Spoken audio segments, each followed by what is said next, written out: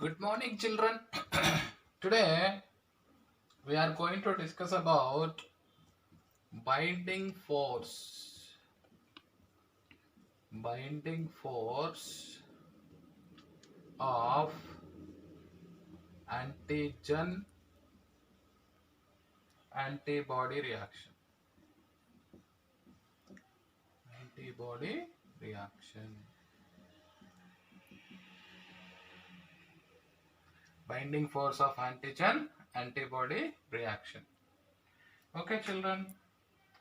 The binding force between antigen and antibody. Binding force between antigen and antibody. Okay, binding force between antigen and antibody is due to three factors. Three factors. What are those?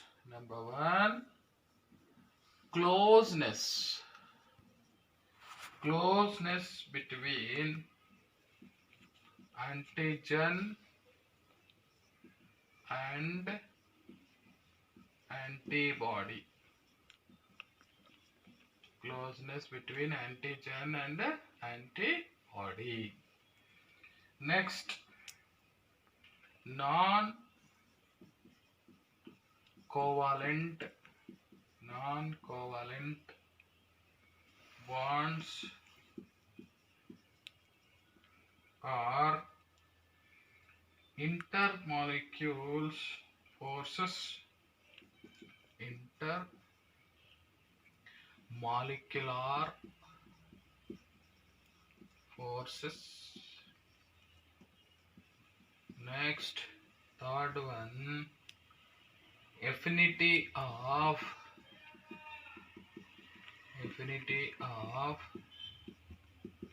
antibody. These are the three factors. Next, when antigen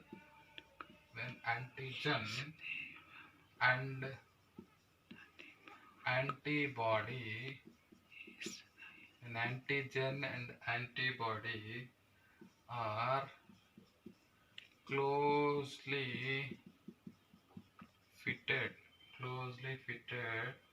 the strength of binding is great.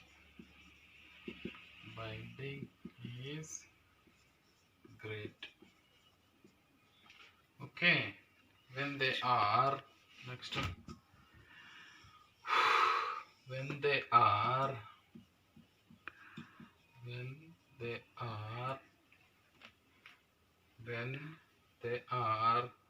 apart, they are apart, binding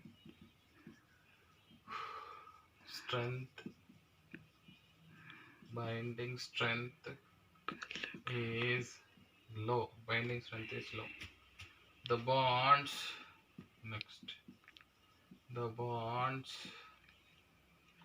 that hold the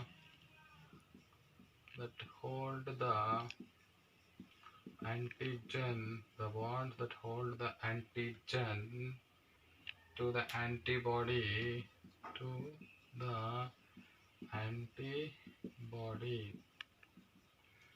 hold the antibody, what you called, okay, to hold the antibody, very important, to hold the antigen to the antibody, combining site are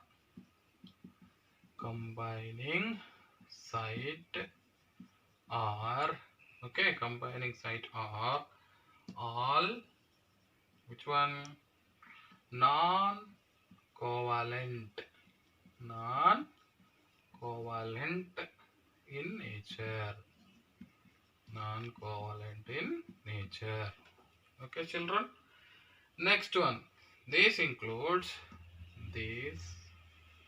includes, what are these includes? Number 1, hydrogen bonds. Hydrogen bonds. Number 2, electrostatic bonds. Electrostatic bonds. Number 3, van der Waals forces. Van der Waals forces. And the hydrophobic bonds. Hydrophobic bonds. Okay, children. Next, antibody. What is called antibody affinity. Antibody affinity. Okay, is the strength. Is the strength of the reaction. Strength of the reaction between a single antigenic, okay, single antigenic determinant, okay, determinant. Next, and a single, okay, and a single combining site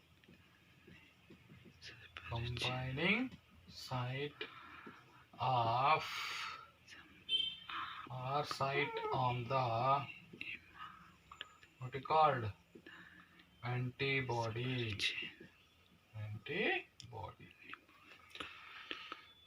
Okay, children, the chief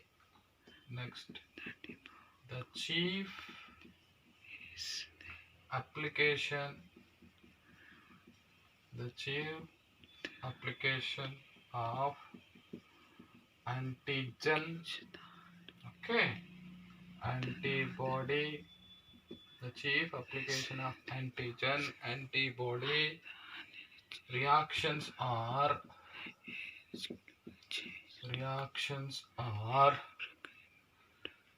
to determine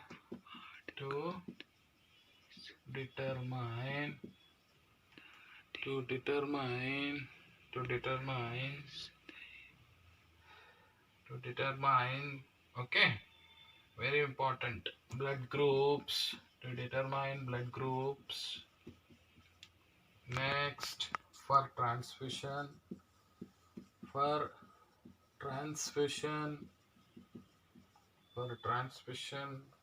okay, to study serological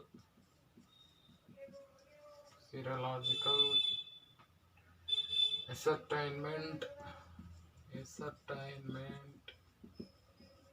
okay, serological ascertainment of exposure to infections. Okay, children, exposure to infectious agents.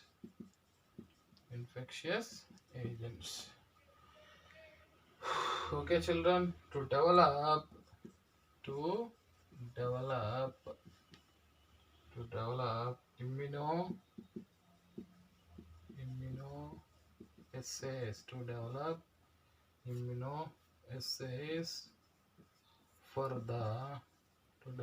immunoassays, for the quantification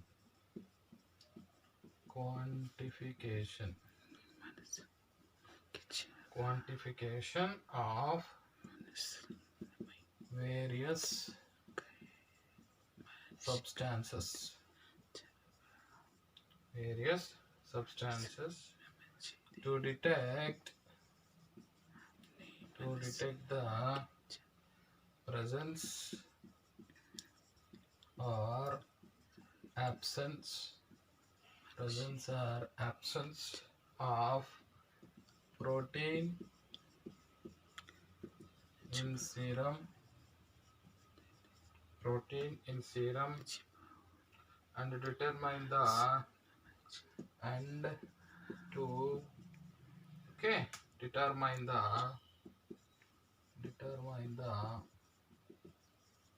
very important, and to determine the immunodeficiency diseases immunodeficiency diseases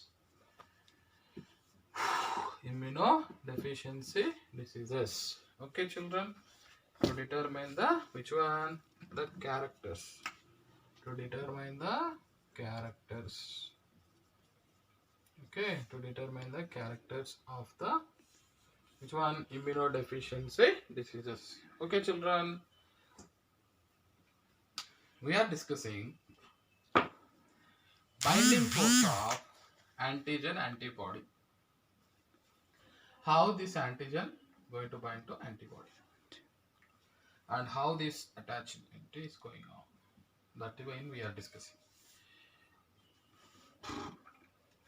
Binding force between antigen and antibody is due to three factors. Binding force between antigen and antibody is due to three factors. Number one, closeness between antigen and antibody. Number two, closeness. Number two, non-covalent bonds or intermolecular forces. Some forces are there or bonds are there between them, and affinity of antibody. Antibody have capacity to bind to antigen. So when antigen and antibody are closely fitted, the strength of bonding is great. When they are apart, binding strength is low. The bond that hold the antigen to the antibody combining site are non-covalent in nature. What I am saying is, when antigen and antibody are closely fitted, the strength of binding great. When they are apart, binding strength is low. The bond that holds the antigen to the antibody combining site all are non-covalent in nature. This includes, what is the non-covalent bonds? Non-covalent natures: hydrogen bonds, next electrostatic bonds, van der Waals forces, and hydrophobic bonds. Antibody affinity is the strength of the reaction between single antigenic determinant and a single combining site of the antibody. Single combining, very important this one. Okay, what I am telling is single here, the single combining site of the antibody. Okay, single combining site of the antibody on the antibody. Single. Okay, this one is important. Antibody affinity, okay, is the strength of the reaction between a single antigenic determinant and a single combining site on the antibody. The chief application of antigen antibody reactions are, what is the reason, what is the main important application between antigen antibody reactions are? To determine the blood groups. Must and should agglutination process, antigen antibody clump will be there or not. So based upon agglutination process, we can find out the blood group.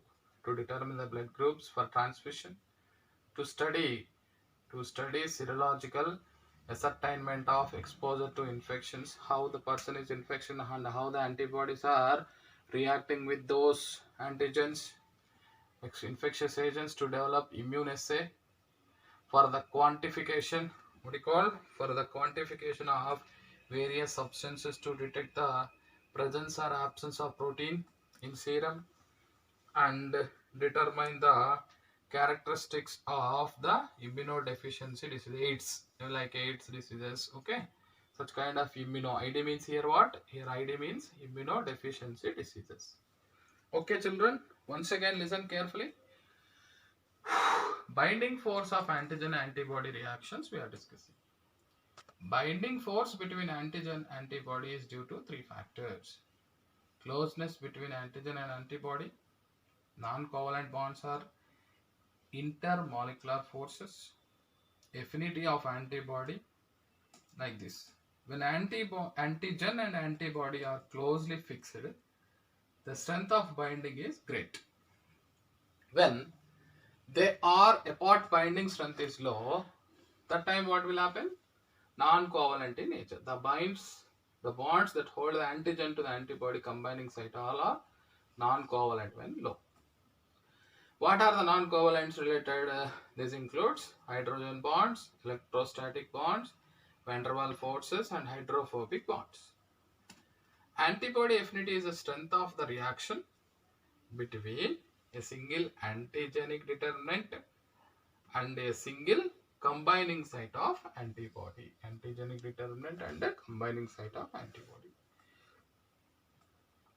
The chief application of antigen antibody reactions are to determine blood groups, to study serological ascertainment, to expose to infection agents, to develop immune assays for the quantification of various substances. Means what? Suppose any virus entered, how many antibodies are forming to against those antigen, and how that is good for the what you call production of vaccine is possible or not. So how that is affecting, showing the immunity, that all the things we can study various substances.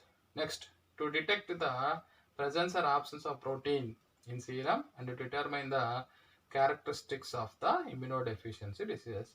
Any antigen or any protein is there or not there in the serum, immunoglobulin is there or not in the serum, or to characters of AIDS like immunodeficiency diseases, we can guess by the help of antigen antibody reactions. Okay, children. So next we are going to discuss about different types of antigen antibody reactions. We are going to discuss about antigen antibody reactions. Okay, children.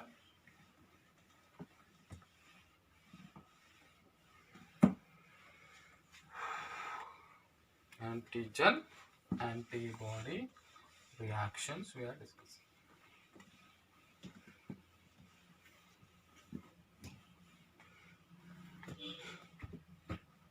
Antigen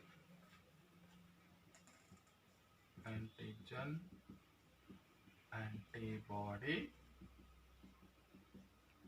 reactions. Okay, our next topic is antigen antibody reactions. The reaction, first point, the reaction between soluble antigen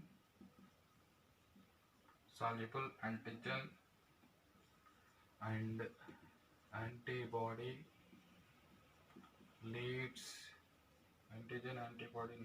to visible precipitate formation.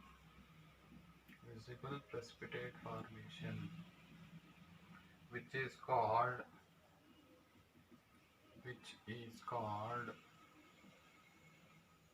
precipitin reaction.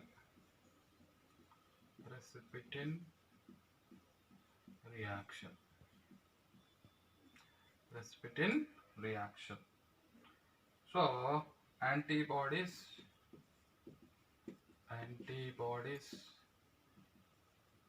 Okay, antibodies that bring about okay, precipitate formation okay, on reacting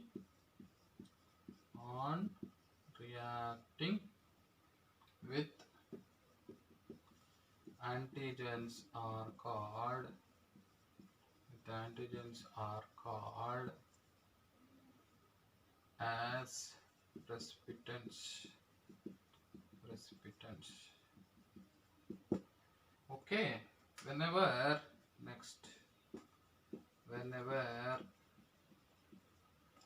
precipitant particulate, whenever a particulate, okay, particulate, what you call antigen, particulate antigen, okay, whenever a particulate antigen interacts, what you call interacts, particular antigen interacts, okay, very important, interacts with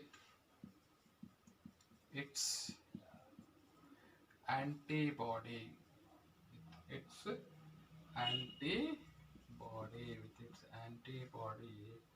it would result in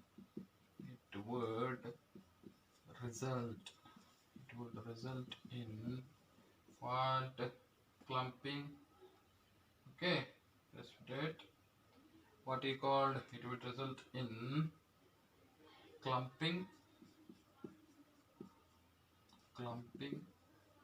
or agglutination,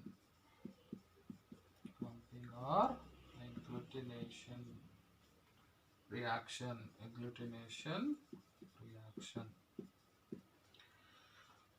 okay children. Next, the antibody the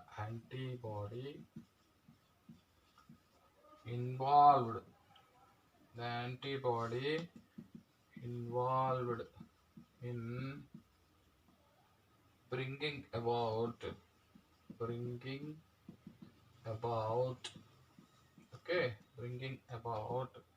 agglutination reaction is called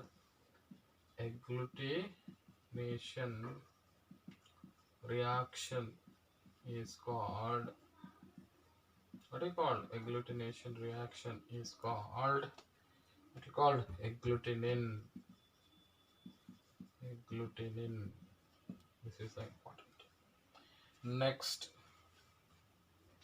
opsonization means ready to attach with the antigen. Opsonization or enhanced attachment means which is supporting for attachment of antigen.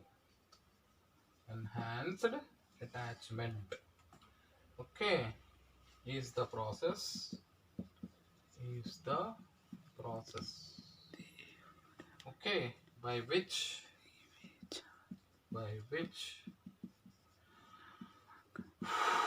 a pathogen is marked of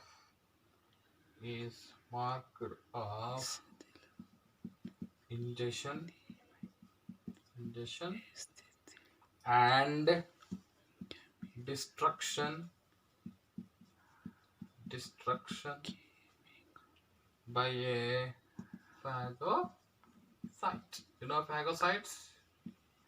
When WBC they kills the engulfs the germs. That is called phagocytes. Next, opsonization involves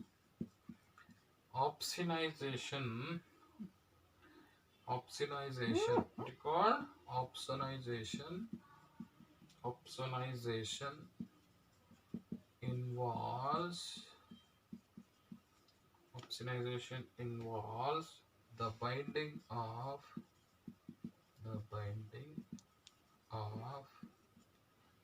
an opsonin. The binding of an opsonin. Next. Okay, opsonin, right? Next one, antibody. Next, antibody to, therefore, antibody to, what is called? A receptor. Antibody to a receptor. Okay, very, very important. On the pathogens membrane.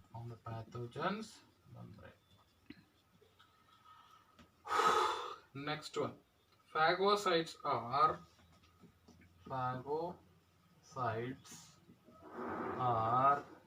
attached. Phagocytes are attached to the pathogen.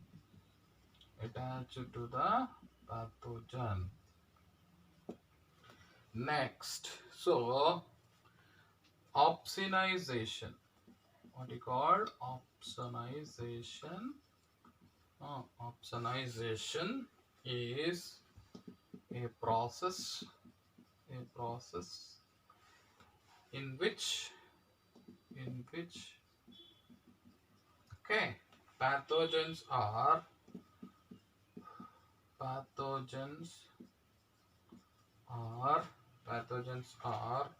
what you called coated with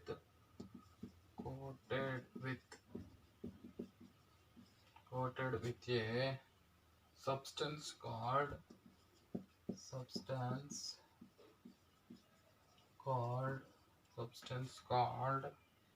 an opsonin. Okay, children, opsonin. Next, marking the pathogen.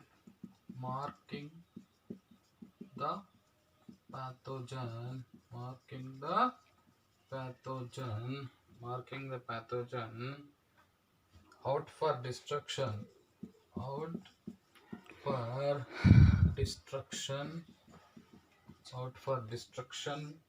By the immune system.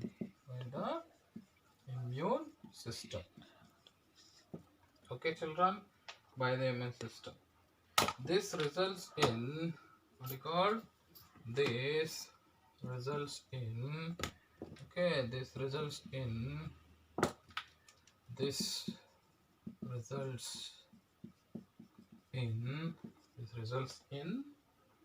a much more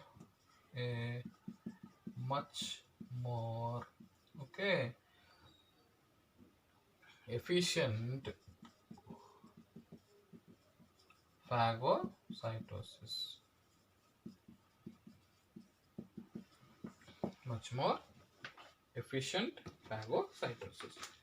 Okay, children, observe very carefully. What we are going to discuss is